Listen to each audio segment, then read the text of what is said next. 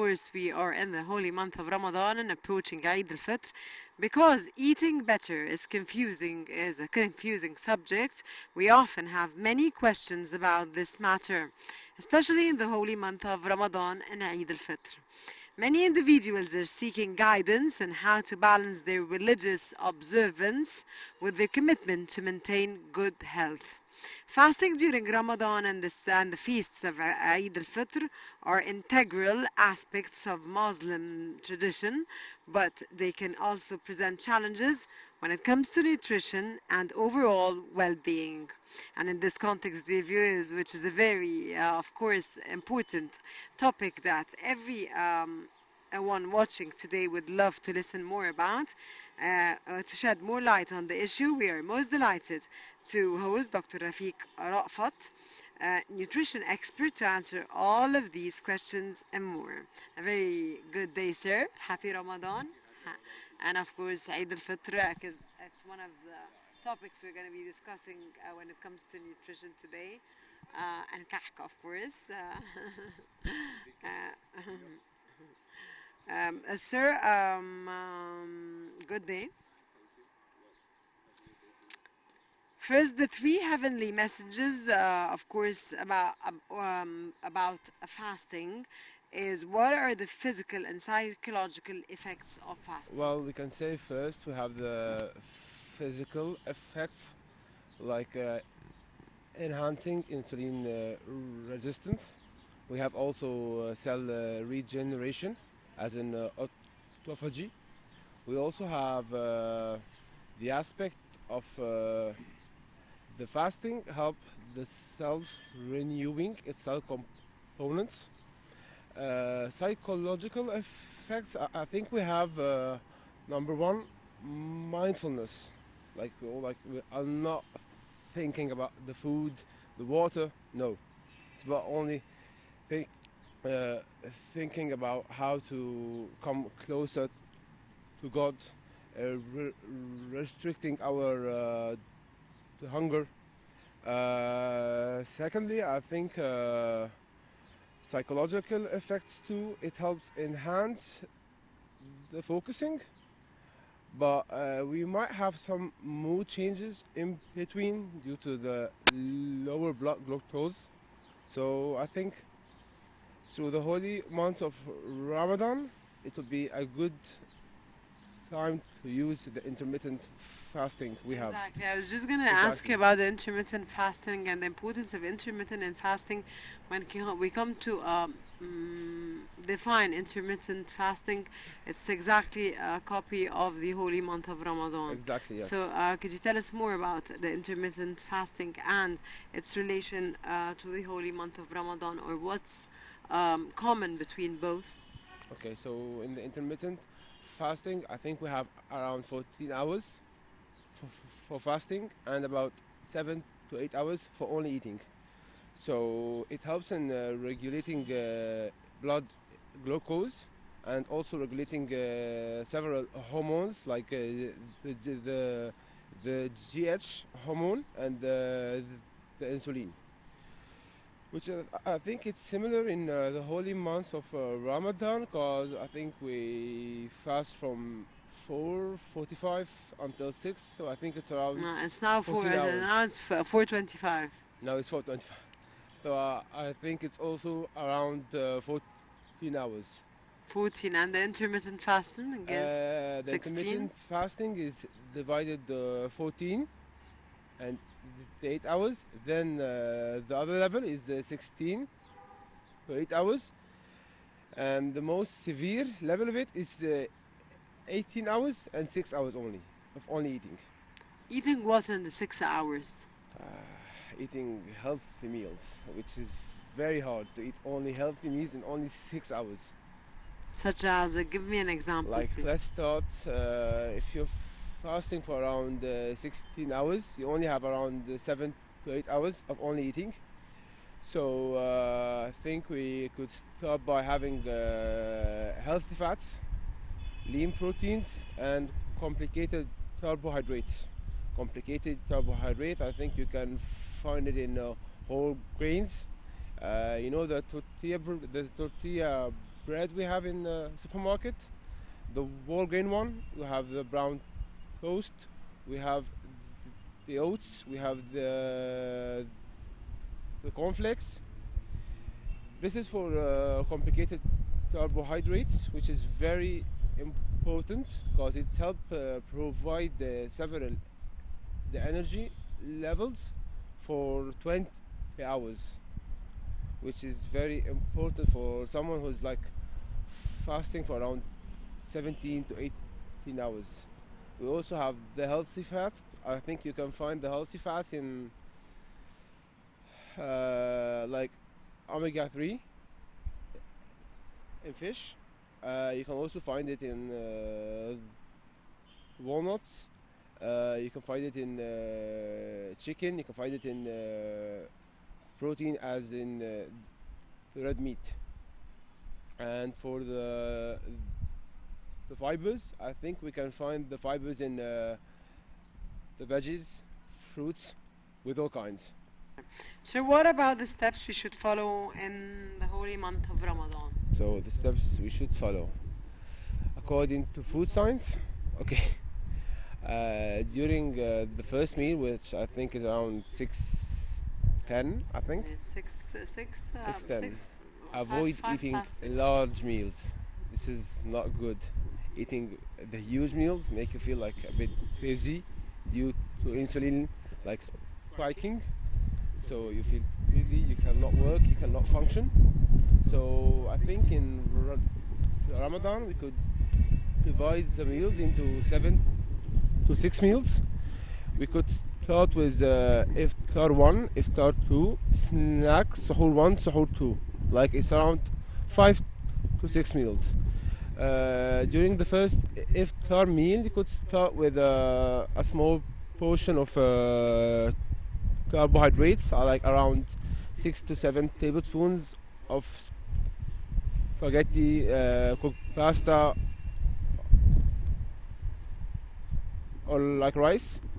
That's carbohydrates. As the carbohydrates. Then we could have a lean protein with ice. I think it's around this size. And then we could have the healthy fats portion, which I think around this size. This is we could have for the first meal, and then we could like go for a walk around 30 to 60 minutes. Then we could have the second meal around 9 to 9:30, which is also similar to the first meal. I think it's also would be having moderate portion of carbohydrates with some lean protein, lower amounts of healthy fats, and it's very important to include the fibers, as in fruits, the veggies, which will be like a small mini plate.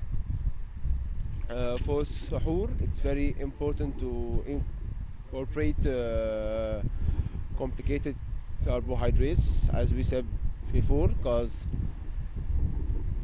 after suhoor we have around 12 to 14 hours of fasting. So complicated carbohydrates helps in serving the energy levels for around 12 hours. And complicated carbohydrates are very important in suhoor. Example of complicated carbohydrates, doctor. Number one example, I think it's the oats. I think we could find the oats in like most products in the supermarket. We have the granola bars. Granolas or only strawberry oats and normal oats Any without type any of oats. flavor. Any It's type okay of to oats, take it with a flavor. as long as it has no white sugar in it. So it's very fine. We have the granola bars, we have the cornflakes, we have Cornflakes with biscuits. milk or without milk? whatever you wish for. We have the cornflakes, we have the granola bars, we have the biscuits, and then we could add like some lean protein sauce as like egg omelette. We could add cottage cheese. We could add Greek yogurt, and then we could have some fruits, bananas, kiwis, like apples also. Preferably, like you should stay away from the sugary stuff, especially at suhoor, because after 3 to 4 hours you will have the insulin spiking, which will make you hungry like a little shock. So it will be not good for you. Okay, after iftar, always, it's always, it has even become, even if you don't want to eat desserts like ataif and kunefa, which are oriental, of course, desserts here in Ramadan that we have to eat or we have them on the table by default. What are we supposed to eat and how many pieces of ataif or a piece of kunefa should we take if it's a must? And it's a must.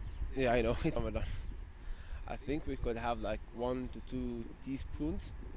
I think it would be One to enough. two teaspoons of kunefa. Teaspoons of kunafa, basbousa, whatever they have right now. I think it's called madlua. I think it's very new. Ma'moul. Ma'moul, madlua. It's very new. We could have 1 to 2 teaspoons, maybe three for max.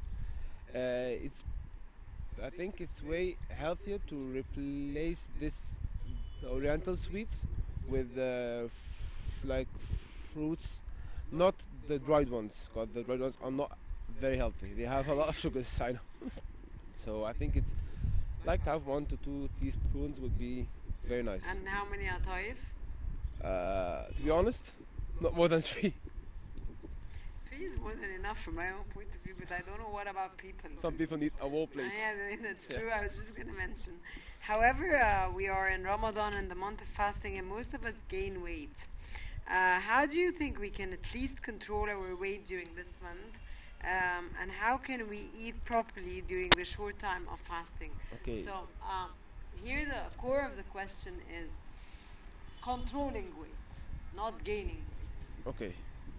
Controlling weight. So first of all, what makes us a bit full in Ramadan, the fresh juice we have or the Ramadan drinks.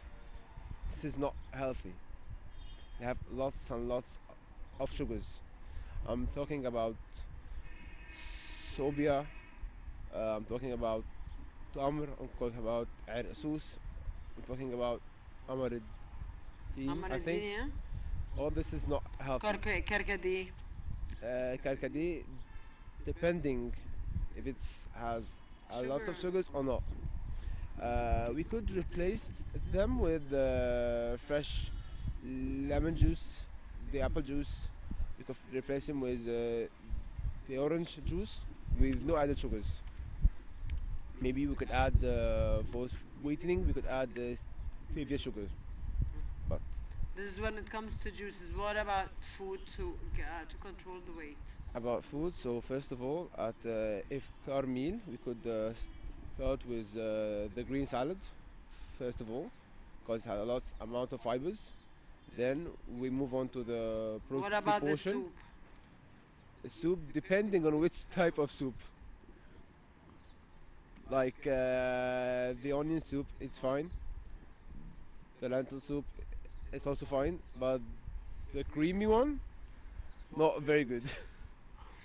Then we could move to the protein portion we have. Then to the carbohydrates. And to finish it with, I think we could have the small amount of the healthy fats. Like you could add 1 to 2 tablespoons of the extra virgin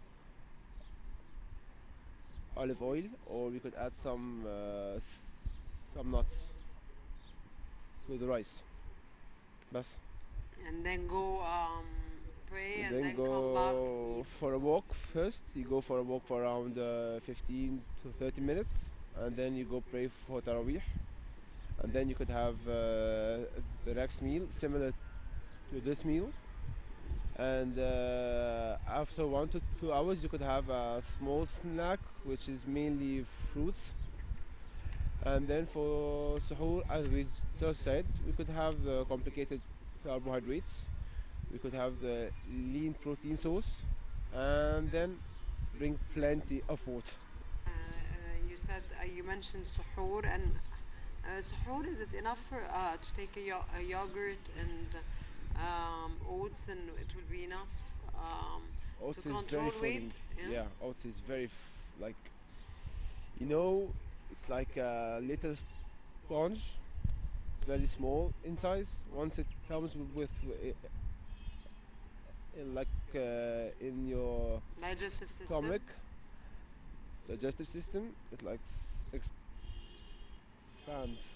So it makes you very full. But I think it would be enough to have Greek yogurt, like 1 to 3 eggs, I think. Have some oats with it. Have some honey, I think around 1 to 2 teaspoons, and you can have sugar-free jam. I think you can find it right now in the supermarkets, and have plenty of water. Ramadan is known for its soft drinks. You mentioned about the Yeah. juices. So what should we drink? You said we shouldn't drink sobia. We shouldn't drink anything with sugar. Any juice that is fattening, of course. Should we replace this drink with? And what about, and of course, the quantities of water that we should need per day? I know we should need not less than a liter and a half per day No, of I think water. we need around 2 to 3 liters, which is a minimum of 9 to 10 small tubs. 600 mils of water. The little tubs, I think they're around 400 or to 500. We need 7 to 8. Better to be 9. So if you want us like to conclude it all, I think it's around 2 to 3 liters. A minimum of two and a A maximum minimum of of three. 2. A maximum, I think, have a maximum up to 5 to 6 liters. As we said, Ramadan drinks are very forbidden. We could replace them with like the lemon juice, the orange juice, and plenty of water. I don't see, doctor, that many people nowadays drink a lot of water and they always ignore water. What is the reason? Maybe people ignore water during these times. I think because they're always busy having sugary foods. They're always busy having like Pepsi, Cola, fizzy drinks, replacing it with the water, which is very unhealthy because they are not being well hydrated.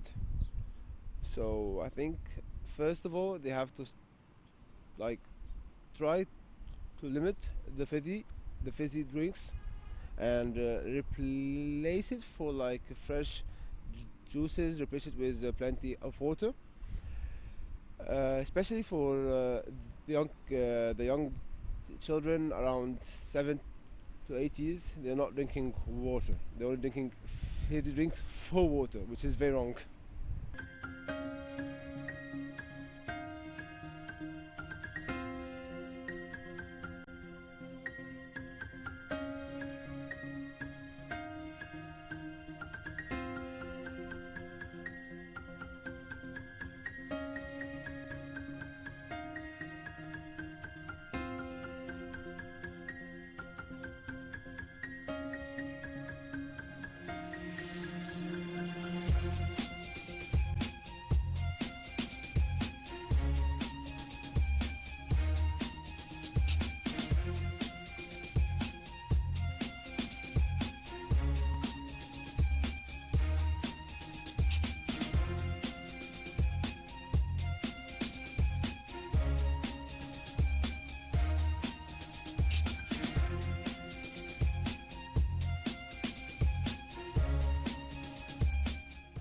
Ramadan is, of course, what Ramadan and Eid al-Fitr famous sweets. How should they be eaten on top of all is the kahk, of course. How they should be? I think we have loads of the recipes. I think in the internet. Mainly, they are being cooked in the air fryer and using I was stevia sugar. I was sitting with a friend yesterday evening, and then she goes to me, "Today we were using our air fryer to lose weight." Most people use it now for making. I saw someone 3 days ago making something like basbousa She was with doing it. a time. Yes, and doing a taif with it, which is very healthy, and replacing the sweets in it with sugar-free jam. And people also right now use it to make, the bread made with the oats, so they could use it for suhoor. So I think we have lots and lots of the recipes in the internet for having healthier replacement for the Ramadan sweets. How can we replace kahk Kahk. in How Eid? can we replace kahk? This is one of the main obstacles that faces any Muslim I think we could during have. Eid al-Fitr. I think we could have 1 to 3 per day during Eid. For replacing the kahk, you cannot make a fully similar one to it. So I think we could have 1 to 3 biscuits during the Eid. Or I think 1 to 3 per day, which is around 9 to 12, which is very good for like the Eid. It's not very well to have a big full plate of cake with lots of calories. Exactly. What do we need to have in our? We mentioned our suhoor meal, and after the ending the holy month of Ramadan, how to cut out a late night snacking, which is suhoor, because we get acquainted. Okay, so how to cut late night snacking? I think first of all, sleeping early would be good. Not staying late. Not staying late for like 1 to 2, 3 a.m. I think having a meal full of complicated carbohydrates for lunch, for dinner would be very great for minimizing the late midnight snacking, which happens around 12.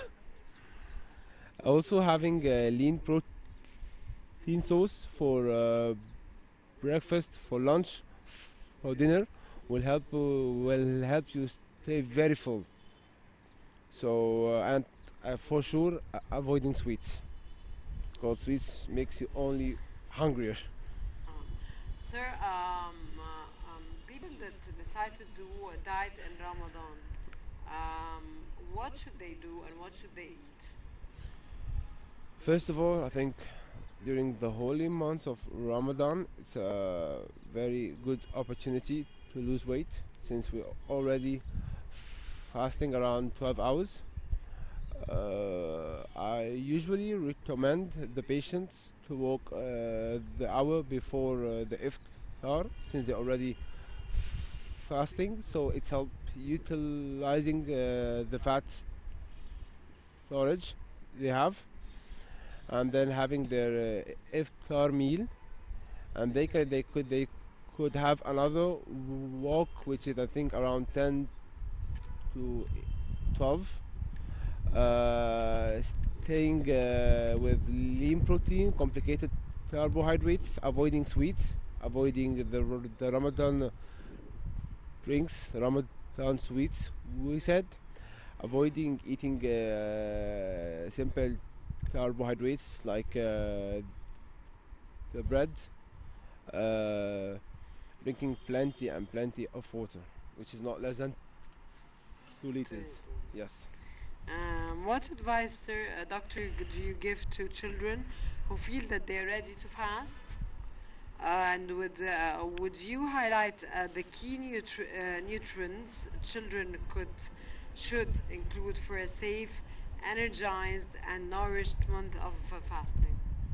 Okay, so I think before Ramadan they could like learn how to fast by like fasting for around 3 to 4 hours and increasing it day by day till reaching 12 hours before the holy month.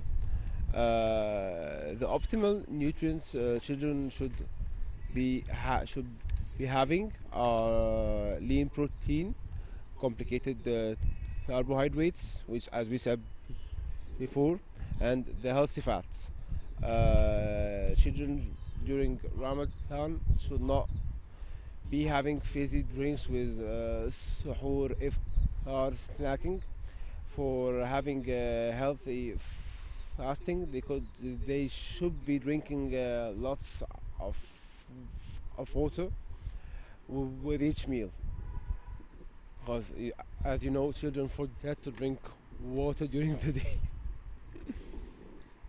How do you evaluate the impact of the 100 Million Healthy Lives campaign on the awareness of Egyptians of the importance of eating healthy food and leading to a healthy lifestyle? I think the people are like having a bit of knowledge day by day, enhancing how they eat, enhancing how they choose what to eat, especially with the awareness we have. Uh, Most of people right now are like avoiding sweets, avoiding fizzy drinks, avoiding the gypsy we have, which is a very good start they have to make. You see, People doctor, the teenagers avoid the chipsy and avoid fizzy drinks right now nowadays? they are avoiding it due to political issues. Why? They are not. mm, how can I say it? It's okay. I You don't you want know to what I mean? discuss politics. Yes. Uh, So I think it had a good impact on the children, avoiding the junk food and replacing it with fresh food. So here we could both face the obstacles that face the teenagers at this age, and at the same time control the weight throughout the Exactly. holy month of Ramadan. Of course, Dr. Rafat, a nutrition expert, we really thank you for your informative knowledge. We really wish you a happy Ramadan and a happy Eid al-Fitr, full of health and full of joy, happiness, and serenity, sir. Thank you very much for Thanks so joining much, us man. in Thanks so today's much. episode of Nile Cruise. Have a good day. Dear viewers, stay tuned. We'll be back again. Don't go away.